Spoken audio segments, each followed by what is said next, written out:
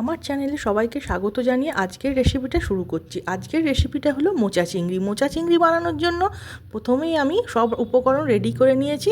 তারপর কড়ায় তেল গরম করে ওতে কাঁচা লঙ্কা ও জিরে ফোড়ন ও অল্প হিং দেবো ও শুকনো লঙ্কা ফোড়ন দিয়ে ভালো করে পেঁয়াজটা লাল লাল করে ভেজে নেবো। এরপর ভাজার পর আমি যে